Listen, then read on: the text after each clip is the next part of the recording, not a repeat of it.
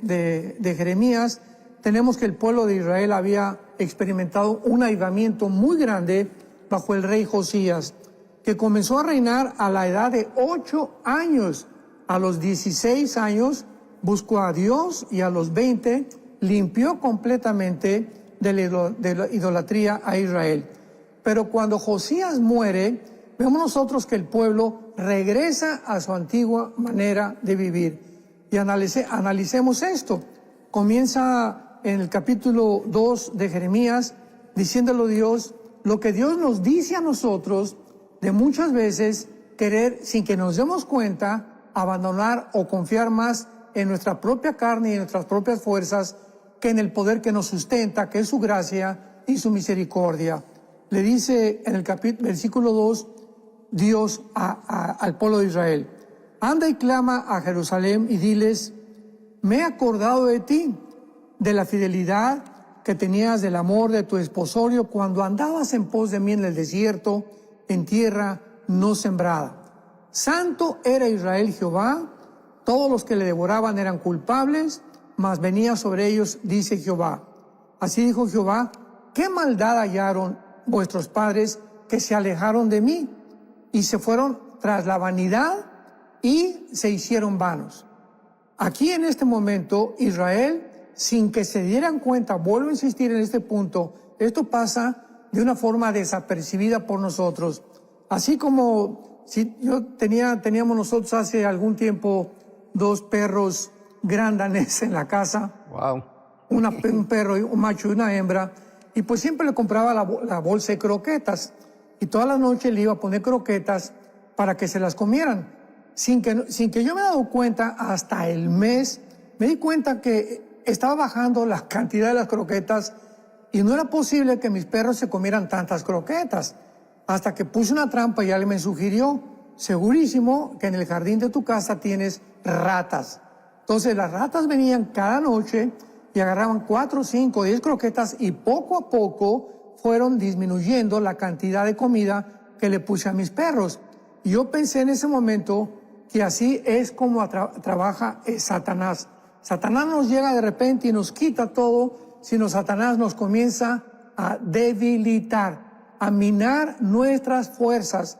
Una mirada a una mujer de una forma, una película pornográfica de otra forma, un negocio ilícito de alguna forma, meterme en un negocio cuando yo soy pastor, dice la Biblia, el que milita en el cristianismo no hace negocios con la vida. El cristiano, me refiero a los pastores, a los líderes, porque este estudio creo que es principalmente a los líderes. No podemos desviarnos de que nuestra misión es orar, estar de rodillas y estar en la palabra de Dios de día y de noche. Cualquier otra actividad, sin que nos demos cuenta, aunque parezca buena, tarde o temprano, escuchemos, tarde o temprano va a ser una de las causas de que comencemos a alejarnos de Dios, que nos comience a quitar el tiempo en otras cosas que no es nuestra misión, que es estar en la palabra y de rodillas, y viene entonces el debilitamiento y el ataque intempestivo de Satanás en contra de nuestra vida. Así que este ejemplo que le pasó, ¿verdad?, a Israel en los tiempos de Jeremías es un ejemplo clarísimo de que es importante no descuidarnos ni permitir que nada nos desvíe, ni estar jugando con el pecado, porque tarde o temprano vamos a ser atacados. En 1 Corintios 10, en el Nuevo Testamento nos dice, todo lo que pasó en el Antiguo Testamento fue para enseñarnos, para que tengamos lecciones, que lo que pasó en el Antiguo Testamento no tengamos nosotros que repetirlas, caer en los pecados ni en los errores que cayeron los grandes hombres de Dios, sino que cuidemos nuestra vida espiritual como Dios lo usó en símbolos en el Antiguo Testamento. Veamos este ejemplo en Levítico 6, versículo 9. Dice así, le dice Dios, manda a Aarón y a sus hijos y diles, esta es la ley del holocausto. O sea, el holocausto era la ofrenda que se quemaba completamente del animal en el altar. El holocausto estará sobre el fuego encendido sobre el altar toda la noche hasta la mañana, el fuego del altar arderá en él. Ahora vemos nosotros el versículo 12 y 13 del mismo capítulo 6 de Levítico. El fuego encendido sobre el altar no se apagará, sino que el sacerdote pondrá en él leña cada mañana y acomodará el holocausto sobre él. El fuego arderá continuamente en el altar, no se apagará. ¿Qué nos habla esto? Que el Espíritu Santo encendió dentro de nosotros, cuando vino a nuestra vida, un fuego. Y este fuego que tenemos, fue lo que Pablo le quiso decir a Timoteo: aviva el fuego del don que hay en ti. Entonces, así como en el Antiguo Testamento no se podía apagar el fuego del holocausto, no podemos permitir nosotros tampoco que esta llama, que este fuego que Dios encendió, lo podamos apagar con una vida de negligencia espiritual, 2, 3 veces a la semana que tú no leas la Biblia, que ya no tuviste el devocional con Dios, sin que te des cuenta, el fuego se comienza a debilitar, comienzas a perder fuerzas espirituales sin que nos demos cuenta. Tengo que insistir esto enfáticamente, pasa desapercibido. Y cuando ya queramos nosotros enfrentarnos a una tentación, ay hermano, ¿por qué caí en esto? ¿Y por qué caí en aquello? ¿Cómo pude haber hecho esto? ¿Cómo pude haber hablado esas palabras?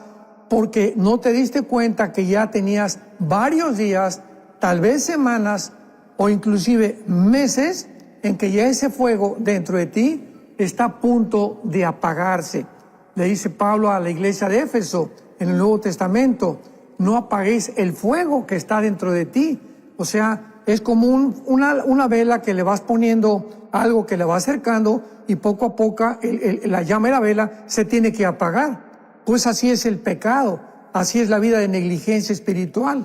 Entonces tenemos que ver que este abandono por Dios no sucede de repente. Tenemos que estar más que nunca alertas y darnos cuenta que es el tiempo de la guerra. Estamos en una guerra espiritual, que no tenemos lucha contra sangre y carne, son principados, son demonios que están todos los días cazándonos, buscando qué cristiano ya no lee la Biblia, qué cristiano anda viendo a otras mujeres, qué revistas vemos, qué programas de televisión vemos, qué esposos le han quitado yo a su amor, su consideración, su caballerosidad a su esposa. Ellos tienen tienen sensores completamente, los demonios, y nos monitorean las 24 horas, lo mismo que los ángeles de Dios.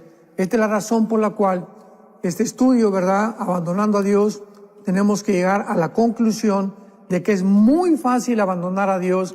Y tal vez ahorita que me escuchan hay muchos de ustedes que se encuentran en una posición en la que tú no te imaginaste que ibas a llegar, y tienes que recordar, como le dice en la iglesia Apocalipsis capítulo 2 a la iglesia de Éfeso: recuerda dónde caíste y haz las primeras obras, porque has perdido tu primer amor.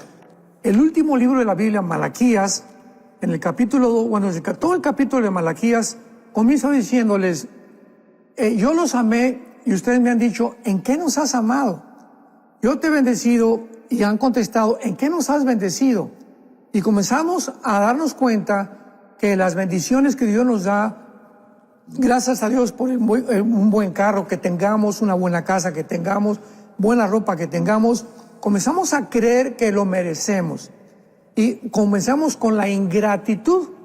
Y el Antiguo Testamento termina con los líderes ingratos principalmente, donde llegaron a acostumbrarse a que las bendiciones de Dios pues las merecían, o pues por su ministerio, por los dones que Dios nos dio, yo tengo todo lo que tengo.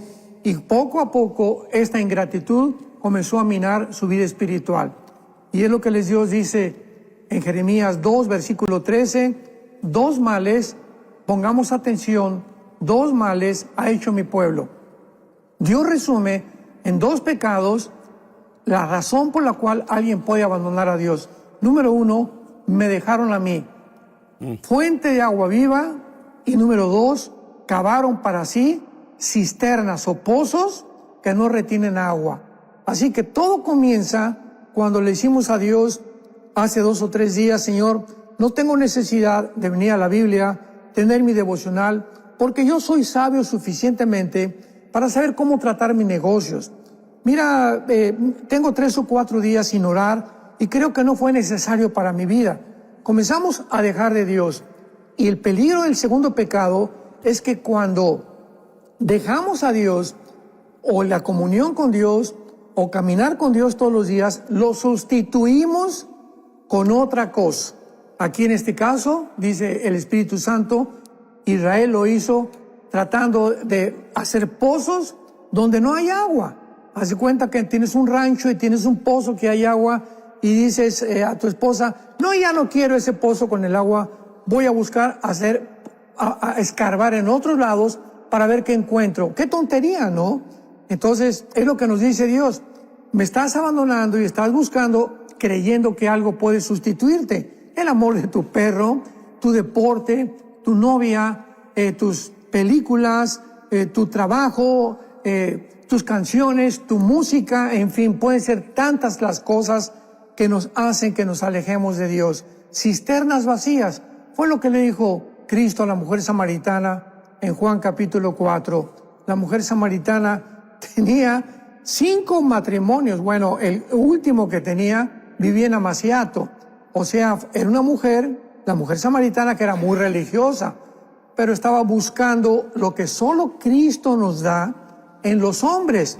Es el problema de las artistas de cine, como la fallecida Elizabeth Taylor, la mujer más bonita que se consideró en el siglo XX, 9 matrimonios, y cuando la entrevistaron en el 7º, ella dijo, le preguntaron ¿por qué estás divorciándote tantas veces? Y lo que contestó ella fue, es que no he encontrado al hombre que me haga feliz. O sea, estaba buscando quién llenara ese vacío en los hombres. Y puede pasar con los hombres también. Hombres que son mujeriegos y que están buscando que alguna mujer, no es que mi esposa no me llena, tal vez esa mujer que es más bonita o esa que es más inteligente puede llenar lo que solo Cristo nos puede llenar. Entonces Cristo le dice a la mujer samaritana, de esa agua vas a volver a tener sed. Síguele con tus matrimonios, con el 6º, con el 7º, con el 8º, y no vas a encontrar ni en ningún hombre, ni en ninguna mujer, ni en las riquezas, ni en tus negocios, ni en el deporte, ni en la política, ni en el éxito, ni en la fama, ni en la popularidad, lo que solo yo te puedo brindar. Vengan a mí todos ustedes, los que están sedientos, y cuando tú recibas a mi espíritu, Juan 8, Cristo dijo, aguas de agua viva saltarán dentro de tu ser. Entonces, este es el problema que siempre existe. Dejamos a Dios y buscamos sustituirlo creyendo engañosamente, porque el pecado engaña, que algo más puede llenar ese vacío que solo Dios puede ocupar.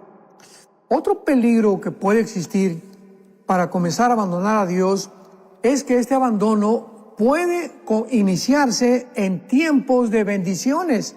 ¡Qué ironía! En tiempos en los que Dios nos ha dado grandes bendiciones, como líderes espirituales, grandes bendiciones, grandes iglesias, etcétera, etcétera. Y ahí puede venir realmente o iniciarse el abandono a Dios, vuelvo a repetir, sin que nos demos cuenta. Veamos esto en el libro de Deuteronomio, capítulo 8. Dios le dice a Israel, guarda mis mandamientos, versículo 6, andando en sus caminos. Y le dice en el versículo 11, Deuteronomio 8, cuídate de no olvidarte de Jehová, para cumplir sus mandamientos. No suceda que comas y te sacies y edifiques buena casa, tengas buena iglesia, buen coche, tus hijos bien, la universidad y tus ovejas crezcan y se aumenten tus bienes y se enorgullezca tu corazón. Y te olvides de Jehová tu Dios, que te sacó de tierra, que te hizo caminar en un desierto espantoso lleno de serpientes, que te sustentó con maná, versículo 17, y digas en tu corazón. Aquí hay una bandera roja, cuidado, podemos decir, mi poder y la fuerza de mi mano me han traído esta riqueza. Sino acuérdate de Jehová, porque Él es el que te da el poder para hacer las riquezas, a fin de confirmar su pacto contigo. Ahí está el peligro, ¿verdad? Un tiempo de grande bendición. Dios sabía que al entrar a la tierra de Canaán, su pueblo podía caer en esta trampa que podemos caer todos nosotros en el siglo XXI. Que nos comience a ir bien en la vida y por la prosperidad se nos olvida, sin que nos demos cuenta, comenzamos a abandonar nuestro tiempo de devocionales con la Biblia, nuestro tiempo de devocionales con mi esposa, leerles la Biblia a mis hijos, a mis empleados, ya no ir a la iglesia, ya no tomar estudios. ¿Por qué? Porque pues ahora estoy muy envuelto, tengo negocios, tengo muchas preocupaciones y ocupaciones, y comenzamos a creer que no necesitamos a Dios. Y el ataque desde el principio de la creación fue precisamente, ¿acaso Dios te ha dicho? Le digo la serpiente a Eva, ¿realmente tú crees que tú no puedes ser lo que Dios dice que tú eres, o que no puedes ser sin que tú pruebes ese árbol del conocimiento del bien y del mal? Siempre el ataque de Satanás vendrá para sacarnos, de despegarnos, de alejarnos de su palabra. Aléjate de la Biblia y has comenzado a abandonar a Dios.